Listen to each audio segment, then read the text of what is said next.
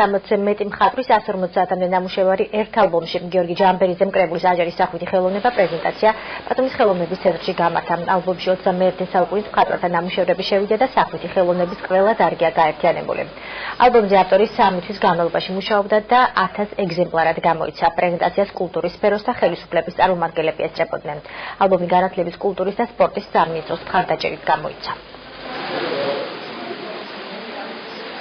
მინდა გითხრათ, რომ თავისი პოლიგრაფიული ხარისხით, თავისი შინაარსით, სტრუქტურით და ტევადობით და ფორმატით, აბსოლუტურად ყველა კრიტერიუმით ასეთი კატალოგი აჭარაში ჯერჯერობით ნამდვილად არ გამოსულა და ეს არის საოცრად მაღალი დონის ალბომი, რომლითაც ჩვენს რეგიონში მოღვაწე მხატვრებს შეუძლიათ თამამად იამაყონ და წარადგინონ საკუთარი თავი ამის საშუალებით. გამოცემა სწორედ გვიჩვენებს სხვადასხვა თაობის მხატვართა შემოქმედებას, რომელიც რაღაცნაირად ერთნაირ გადაძახილში, ასე ვთქვათ, რაღაცნაირად აგრძელებს ახალგაზრდა თაობები იმ მემკვიდრეობით ძაფს, რომელიც უფროსი თაობებისგან მოდის. საქმე გააკეთა სამინისტრომ, რომელიც ხელს უწყობდა ამ პროცესებს, კარგი საქმე გააკეთა ავტორმა, რომელმაც შეადგინა არაჩვეულებრივად კარგად ეს კატალოგი და